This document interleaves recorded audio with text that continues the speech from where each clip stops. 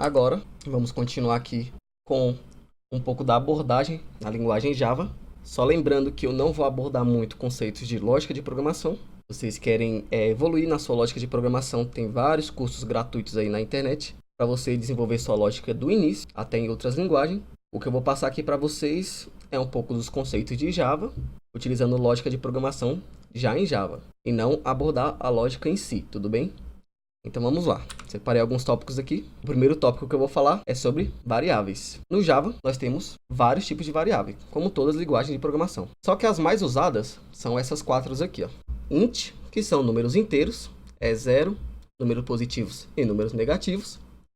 Temos o float, que são números decimais, que são, por exemplo, 1.1, 2.2 e por aí vai. Do tipo string, que são textos. Variáveis do tipo string são textos. E do tipo booleana, que só recebem dois valores, verdadeiro ou falso. Então vamos lá no Eclipse, que eu vou demonstrar essas variáveis aqui para vocês. Aqui no Eclipse, a gente construiu o nosso projeto aqui de teste automatizado. Eu vou falar que nessa aula a gente vai esquecer ele um pouco. Então clica aqui, dá um Close Project. A gente vai usar ele mais tarde. E agora a gente vai criar um novo projeto Java Project. Então a gente vai em Other e coloca aqui Java. Aparece aqui, ó, Java Project. Esse projeto aqui é só para demonstração, tá? Vou colocar aqui demonstracão, o nome do projeto. Dá um finish. Não quero que abra a perspectiva para mim. Ele vai criar aqui uma pastinha src. Eu vou criar um pacote qualquer. Chamar de demonstração também. Dentro dele, eu vou criar uma classe Java. Chamada de classe principal. No Java a gente tem que ter uma classe principal para poder executar os testes. Eu tenho que marcar aqui, ó, public static void main string args, para ele me dar o método principal que vai executar os meus comandos aqui. Eu vou criar uma outra classe aqui chamada exemplos. Beleza. Aqui na classe principal, eu vou demonstrar para vocês os tipos de variáveis. Então vamos lá. O primeiro que eu falei foi variáveis inteiras. Como que eu declaro variável inteira no Java?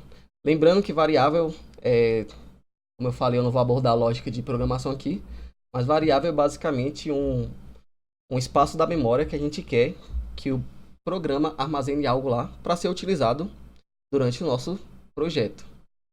Então vamos lá. Para eu declarar uma variável do tipo inteiro, eu vou e declaro aqui, ó, int. O nome da variável, eu vou chamar essa variável de número e vou falar que ela recebe 1, ponto e vírgula. Então eu já estou falando aqui o seguinte para o meu projeto, ó, eu tenho uma variável chamada número, ela é do tipo inteiro e ela recebe 1. Essa é a forma de declarar uma variável do tipo inteiro no Java. A sintaxe. Então vamos lá, variável do tipo float. Eu escrevo aqui float.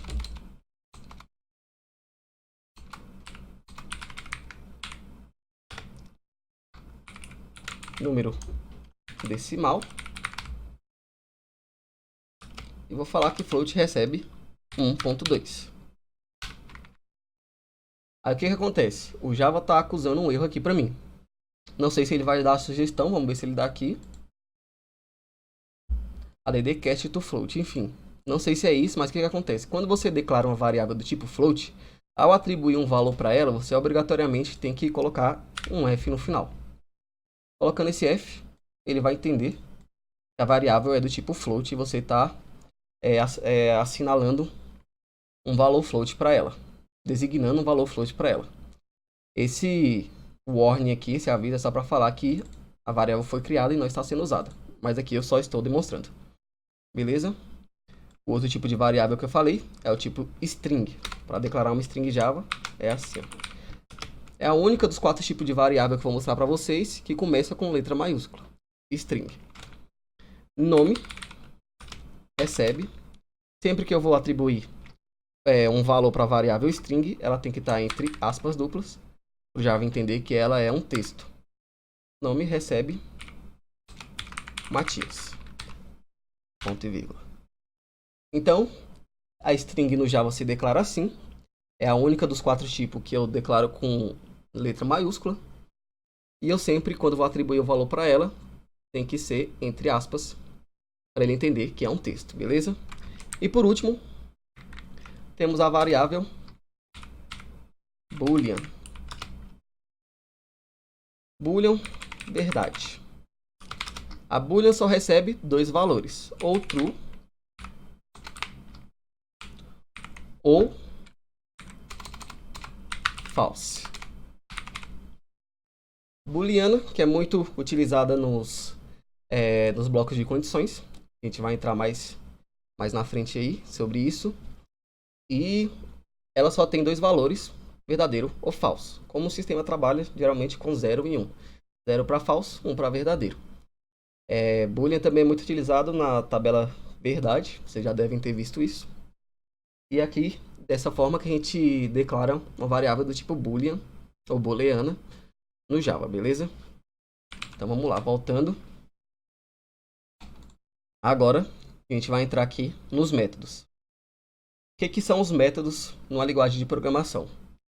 Nada mais é do que um conjunto de linhas que vai executar uma determinada função. Ou seja, você só precisa criar a função uma vez e ir chamando essas funções nos lugares que elas precisam serem utilizadas.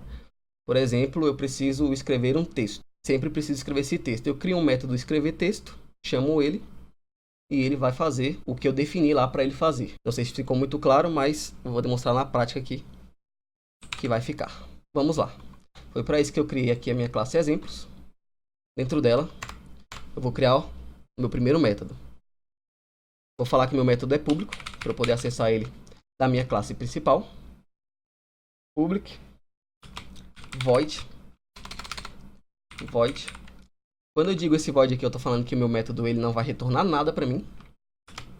E eu dou o nome do método. No caso, eu vou chamar o método de somar. Vamos fazer um exemplo de soma. Fecho, abro parênteses, fecho, abre e fecho chaves. E é assim que eu declaro um método em Java. Então vamos lá. Eu vou falar o seguinte dentro desse método. Dentro desse método eu vou criar 2 variáveis do tipo inteiro. A número 1, que vai receber o valor de 0. E a inteira, número 2, que vai receber o valor de 0 também. E aí, eu vou criar uma terceira, chamada soma. Não, chamar de resultado, que é melhor. Resultado. Que vai receber o valor de número 1 mais número 2. E aí eu vou falar o seguinte. Aqui eu vou falar que eu quero que esse método imprima para mim. Eu dou esse comando aqui, ó. System.out.println o valor de soma, que é o resultado. Então eu declarei 3 variáveis, número 1 com valor 0, número 2 com valor 0, e o int, resultado, que recebe número 1 mais número 2, e estou falando imprime para mim o resultado. Eu vou chamar esse método lá na minha classe principal. Só que o que eu preciso fazer para chamar esse método na minha classe principal? Eu preciso criar um objeto dessa classe, a classe exemplos, para eu poder acessar as coisas que estão nela. Se ela fosse estática, se eu tivesse declarado como estática lá, os métodos aqui, ó, no exemplo, public, static, void, eu poderia acessar só importando a classe na classe principal. Mas eu vou criar um objeto para ficar melhor a explicação em Java, que o Java trabalha com orientação a objetos. Então vamos lá, vou criar um objeto do tipo exemplos. Vou chamar de métodos. Ele vai receber um novo exemplos. Ponto e vírgula. Fazendo isso aqui, eu já posso acessar os meus métodos da classe exemplos pela variável que eu defini ali, que é do tipo exemplos, que é a variável métodos. Então eu falo aqui, ó, métodos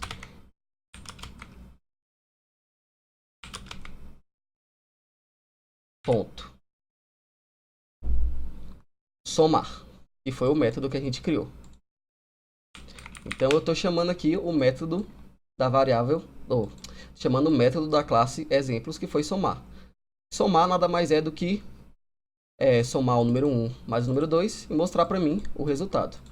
Aqui na minha classe principal eu vou executar ela, run as Java Application. Aqui no console ele mostrou para mim o resultado de 0, que 0 mais 0 é 0. Então vamos fazer uma soma real aqui. Eu quero somar 5 mais 7. Vou salvar. E vou executar aqui. De novo. E ele me mostra o resultado da minha soma, que é 12. Eu vou criar outro método baseado nesse aqui. Vou copiar e colar. Só que em vez de chamar somar, eu vou chamar multiplicar. Então, a mesma coisa. Int número 1 recebe um valor. Número 2 recebe outro valor. O resultado recebe a soma dos dois números. E o método vai imprimir para mim o valor do resultado. Só que aqui eu não quero soma, né? O método é multiplicar. Então, eu quero a multiplicação. Que é definido pelo símbolo de asterisco aqui. Então vamos lá. Aqui, além de chamar minha soma, eu vou chamar também o meu métodos ponto multiplicar. Vou pedir para o Java executar para mim. E ele exibe os dois. Tanto a soma de 7 mais 5 e a multiplicação de 7 vezes 5. Beleza? Então essa é uma forma de declarar métodos, tá? Lembrando, como eu falei, o método nada mais é que um conjunto de linhas que você chama para ele executar uma determinada tarefa em qualquer lugar do sistema. E essa é uma forma de declarar método. Espero que tenha ficado claro. Vamos avançar aqui para os próximos. Então eu ensinei como declarar o método. Agora vamos lá, método com parâmetros. O que seria método com parâmetros? Eu defini aqui que a variável int número 1 e número 2 ela é 5 e 7. Aqui é a mesma coisa, número 1 e número 2, 5 e 7. Só que eu quero alterar os valores dessa variável quando eu chamar o método. Eu não quero ter que entrar na classe, colocar o valor dela aqui para poder fazer uma soma. Eu quero fazer uma soma com um resultado qualquer, com um número qualquer, um valor qualquer. Então vamos lá. Como que eu passo isso aqui como parâmetro? Eu vou apagar essas int que eu criei aqui, ó, dentro do método. Simplesmente vou criar ela aqui dentro do parêntese do método. Então vou declarar int número 1, vírgula, int número 2.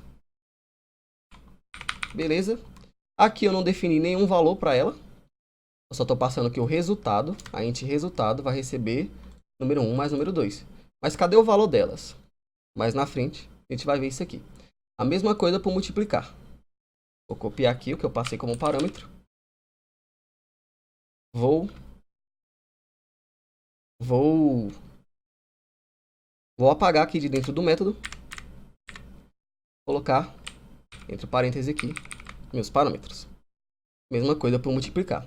Podem ver que a minha classe principal já deu erro, por quê? Está falando o seguinte aqui, ó, o método somar, ele espera dois parâmetros do tipo int. E o método multiplicar também. Então eu vou fazer o seguinte, ó, eu quero multiplicar 4 e 4. Lembrando que os parâmetros são do tipo inteiro. Então estou passando aqui 4 e 4.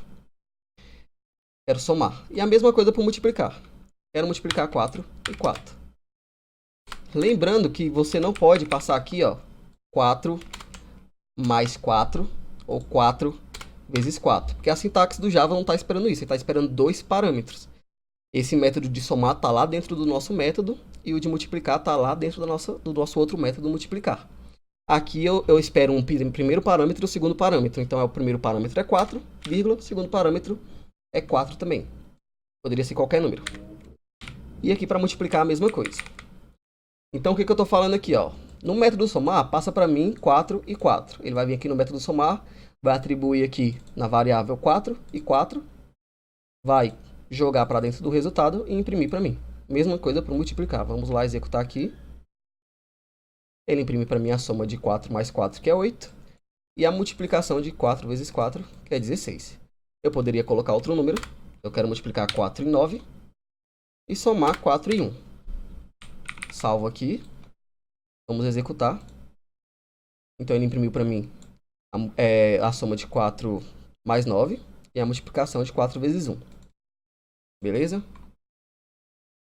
E é assim que define o método com parâmetros, para você não precisar criar valores estáticos lá dentro dos seus métodos e poder manipular ele aonde ele é chamado. Beleza? Vamos criar um método aqui, string. Vou falar que é nome, chamar ele de nome. Vou declarar uma variável do tipo string nome. Beleza? Resultado vai ser do tipo string também. Não vai ter resultado, né? Eu só quero imprimir nome, na verdade. Então vou colocar aqui, ó, só imprimir para mim nome. Quando eu chamar meu método nome, métodos, ponto, nome, ele espera para mim uma string nome. Lembrando que valores atribuídos à string, eles têm que estar entre aspas. Por exemplo, pode ser 1. Se tiver entre aspas, ele vai entender que o 1 é uma string e o nome vai ser 1. Mas vamos colocar o nome aqui, Matias. E lembrando que lá no método eu pedi para ele imprimir para mim o nome. Vou executar aqui. Imprimiu o método somar, o método multiplicar e o Matias. Vou mudar aqui, José. Mudei o valor de nome. Vai imprimir para mim o nome José, beleza? Então esses são métodos passando parâmetro. Lembrando, você define o tipo de parâmetro que você está recebendo e faz o que você quiser com eles. Só lembrando que quando você chama um método, você tem que passar a quantidade de parâmetro que ele está esperando. Se aqui eu passar só um, ele vai reclamar, falando que ele espera 2 parâmetros e não 1. Beleza? Voltando aqui para o nosso tópico de métodos, agora método com retornos. O que seria método com retornos? Vamos lá. Eu vou usar aqui o nosso método soma, tá? Como exemplo. O que acontece no método soma? Eu estou declarando uma variável do tipo inteiro, resultado, que vai receber o valor somado de outras duas variáveis do tipo inteiro. Só que eu estou mandando ele imprimir para mim o resultado dentro do método. Então eu estou falando o seguinte, ó. Dentro desse método eu tenho um comando imprime para mim o resultado. Então é o método que está imprimindo esse resultado. Quando eu chamo ele aqui, ó, somar. É o método que está imprimindo para mim esse resultado. E não o meu comando. Só que, por exemplo, eu quero pedir para imprimir o resultado disso aqui em outro lugar. Então eu vou tirar daqui, ó, o system out. Lembra que eu falei que quando é void ele não vai retornar nada? Então o método com retorno ele espera algum retorno. A variável que eu quero que ele retorne para mim é o resultado, ela é do tipo int. Então eu vou falar aqui, ó, public int. Você vai retornar para mim uma variável do tipo inteiro. Beleza? Só que quando eu falo que ele vai retornar algo para mim, que ele não vai ser void, não vai ser vazio, eu preciso declarar aqui o que eu quero que ele retorne. Então eu quero que ele retorne, eu tenho que colocar return a variável que é resultado. Beleza? Então o que acontece? Antes eu estava fazendo um método imprimir para mim o valor. Agora o método não vai imprimir para mim o valor. O que esse método faz? Ele retorna para mim o valor dessa variável.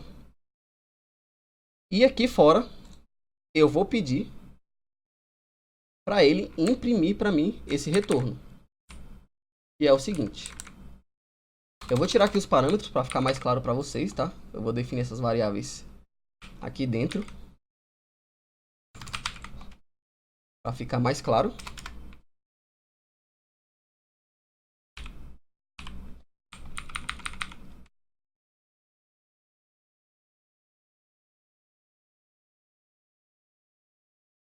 Quando eu estou dentro do método, eu preciso iniciar as variáveis, tá? Com valor.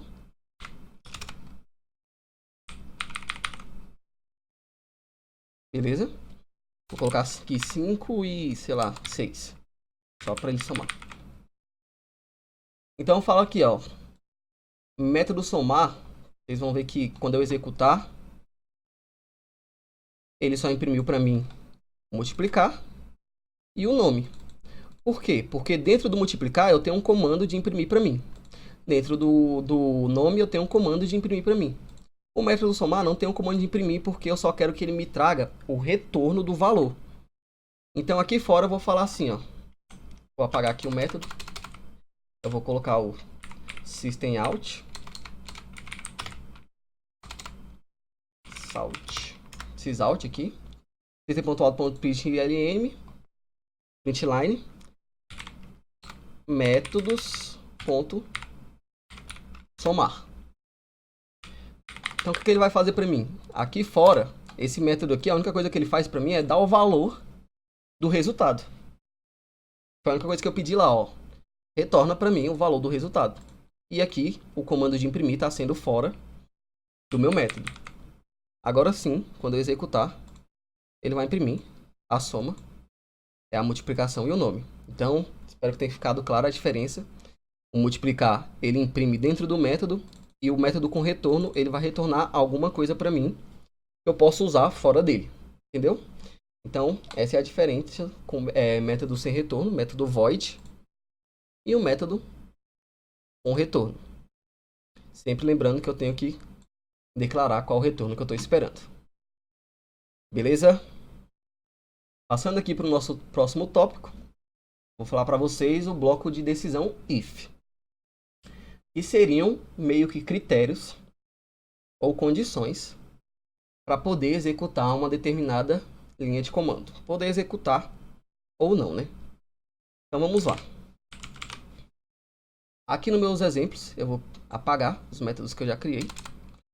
Tirar eles aqui da classe principal para a classe não dar erro. E vamos criar aqui uma condição. Vamos lá. Public void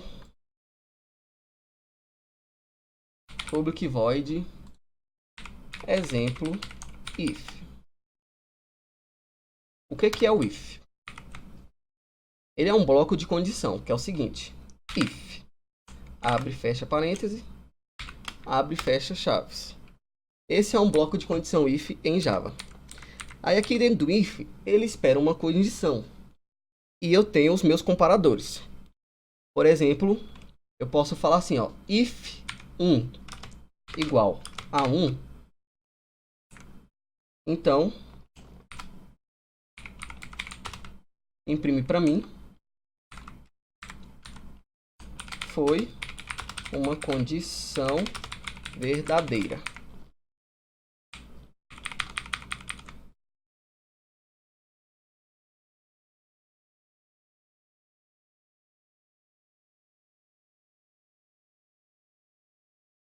Para ficar melhor, eu vou declarar aqui fora, ó, variável global, para ficar mais fácil. Número 1. Aí, int, número 1, que recebe 1. E int, número 2, que também recebe 1. Em vez de comparar 1 com 1, vou comparar número 1 com número 2. Assim fica melhor. Então, o que eu estou falando? Quando eu vou fazer comparação de igual no Java, eu tenho que usar dois iguais para ele entender que é uma comparação e não uma atribuição, tá? O igual, só um igual no Java é uma atribuição. Dois iguais é uma comparação. Então, eu falo o seguinte, ó. Se número 1 for igual a número 2, imprime foi uma condição verdadeira. Eu declarei aqui que o número 1 é 1 e o número 2 é 1. Vamos lá chamar o meu métodos.exemplo if. Vamos executar aqui. Ele exibiu para mim, foi uma condição verdadeira. Agora, vamos lá. se o meu número 2 fosse 2. Ele vai exibir? Ele não fez nada, porque o que acontece? Foi uma condição falsa. Ele veio aqui e comparou. Ó, o número 1 é igual ao número 2? Não. O número 1 é 1, o número 2 é 2. Não é igual. Então eu não vou imprimir isso aqui. E como eu não pedi para ele imprimir nenhuma outra coisa se não fosse verdadeiro, ele não fez nada. Beleza? Então essa é uma das formas de comparação de decisão no if. Uma outra forma é maior ou igual. Vamos lá. Para ela ser verdadeira aqui, seria o seguinte. O número 1 teria que ser tipo 3 e o número 2, 2. O que eu estou falando? Se o número 1 for maior ou igual ao número 2, imprime para mim, porque foi uma condição verdadeira. O número 1 é 3, então ele é maior que o número 2. Vai imprimir. Se o número 1 fosse 2 também, ia imprimir porque ele é igual ao número 2. Então o número 2 é igual ao número 2, é verdadeiro. Ele imprime para mim. Agora, se o número 1 fosse 1, ia ser falso, porque ele não é maior e nem igual que o número 2. Então, não iria imprimir. Um bloco de condição, ele espera uma condição verdadeira para realizar uma determinada tarefa. Outra forma de comparação, além do maior ou igual, obviamente temos que ter um menor ou igual. Ou só o menor que, tipo, se o número 1 for menor que o número 2, se for igual, ele vai dar falso. Ou só o maior que. E uma outra forma de comparação, que eu vou mostrar aqui para vocês, usando booleana. Booleana é muito bom para realizar a comparação. Verdadeiro. Verdadeiro recebe true. Então eu posso declarar aqui, ó, se verdadeiro for igual a true. Apaguei demais, espera aí. Se verdadeiro for igual a true, imprimir isso para mim. Se for igual a false, ele vai comparar aqui. Verdadeiro é true? Não é. É false. Então ele não vai imprimir para mim. Beleza? Vamos exemplificar isso aqui de uma forma mais legal. Imagine que a gente está jogando Super Mario. A gente está jogando não, está codificando Super Mario. E eu tenho duas condições booleanas aqui para o meu personagem Super Mario. Eu quero que o meu boneco ande. Só que para ele andar, eu tenho a seguinte condição. Ele precisa estar parado. Tá bom? Aí eu coloco aqui. Parado, true. Que eu estou definindo que meu boneco está parado. Para ele andar, eu faço a comparação. Ó. Se... Desculpem, parado. Eu faço a comparação. Se ele estiver parado, então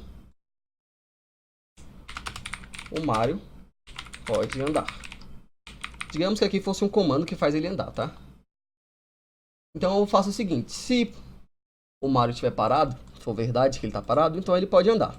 Só que eu tenho uma outra condição. Ele pode estar parado e ele pode também estar agachado. E eu tenho uma condição que é, para ele poder andar, ele precisa estar parado e ele não pode estar agachado. Não tem como ele andar agachado. Somente se ele estiver parado. Se ele estiver parado e agachado, ele não pode andar. Então como é que a gente compara isso no Java? Então eu tenho que definir aqui, ó. Se ele estiver parado, né? Parado é igual true. Se eu deixar só assim, ó. Então se ele estiver assim, eu já estou comparando se a variável é true. Eu declarar assim, ó, só parado, é a mesma coisa de eu estar declarando assim, ó. Igual a true. Pro Java é a mesma coisa. Eu vou deixar assim para exemplificar melhor. Então eu tenho duas condições, né? Para ele andar, eu preciso estar parado e também preciso não estar agachado. Que é o quê? Eu vou declarar aqui o end. Deixa eu achar meu e-comercial aqui. End. Para declarar o end, né? É 2E no Java, 2 E's comerciais. Agachado igual a false. Então eu estou falando o seguinte. Para o meu Mario andar, ele precisa estar parado e não pode estar agachado. Nesse caso aqui, ele não vai andar porque eu falei que ele está parado e ele está agachado. Eu preciso que ele não esteja agachado.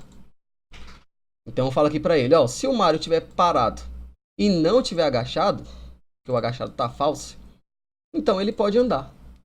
Uma forma melhor da gente declarar isso aqui é do jeito que eu estava falando. Eu posso deixar só assim, ó, parado e agachado. Ele vai entender que o parado está comparando a true e o agachado está comparando a true. O que eu estou esperando aqui? Que o parado seja verdade e que o parado seja verdade. Mas eu não quero que o parado seja verdade. Eu quero que o parado seja falso para poder entrar aqui. Lembrando que essa condição tem que ser verdadeira para poder entrar aqui. Então eu posso declarar uma exclamação antes, que eu já estou negando a condição. Então eu estou falando o seguinte, ó, o parado precisa estar true e o habilitado precisa negar se ele tiver true. Então, estou falando isso aqui, ó. Se ele tiver parado e não... A exclamação está falando não. Se ele tiver parado e não tiver agachado, ele pode andar. Beleza? E aí eu posso ter vários if com várias comparações. Como eu falei, vocês podem estudar a tabela verdade para entender isso aqui. Uma outra forma de comparação é, por exemplo, o ou. Digamos que meu Mário ele pode andar quando ele estiver parado ou estiver em pé.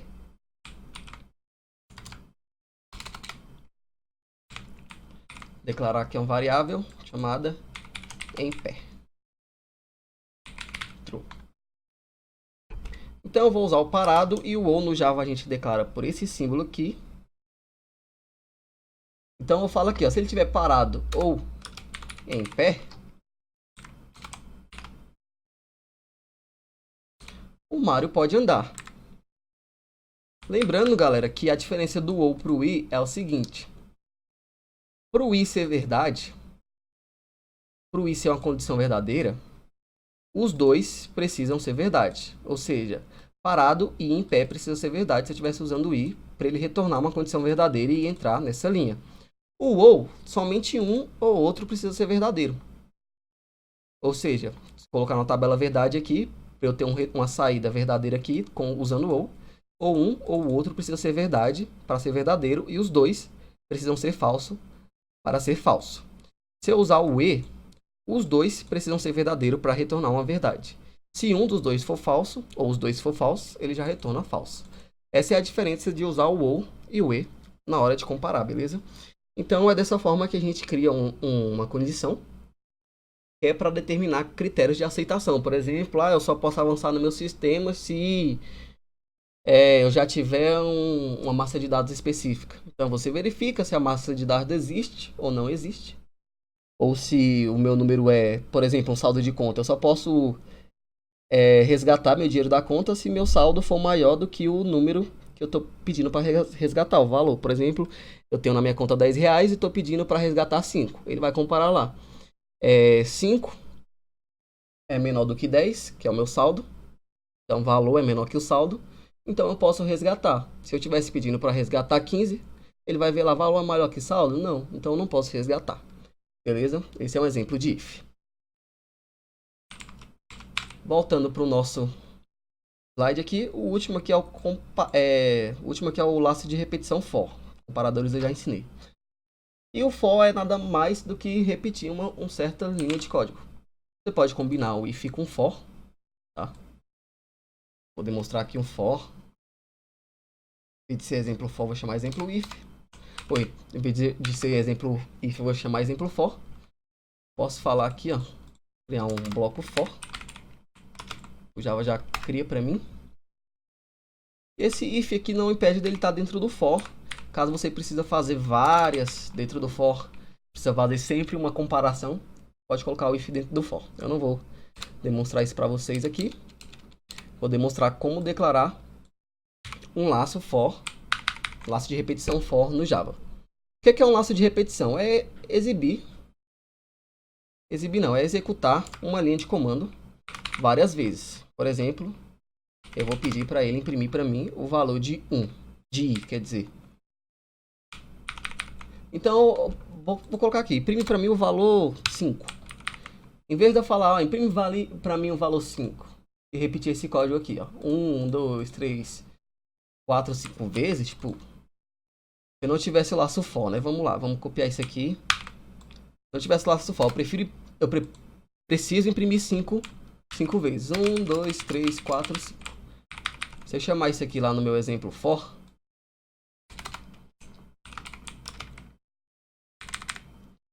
e executar, ele vai imprimir para mim 5 vezes.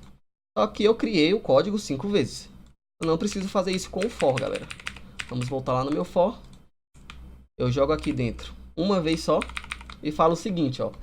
Assim que eu declaro um for no Java, né? Eu inicio uma variável, a variável i, com valor de 0, ou qualquer valor que eu quiser, mas no caso aqui eu vou usar 0, a maioria usa 0 como exemplo. Comparo ela, i é menor do que 5, inicialmente o i é 0, o i vai ser, obviamente, menor do que 5.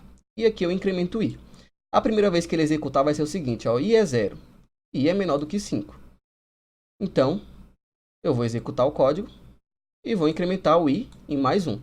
Depois vai ser 1, i é menor do que 5. 1 ainda é menor do que 5. Incremento, executo.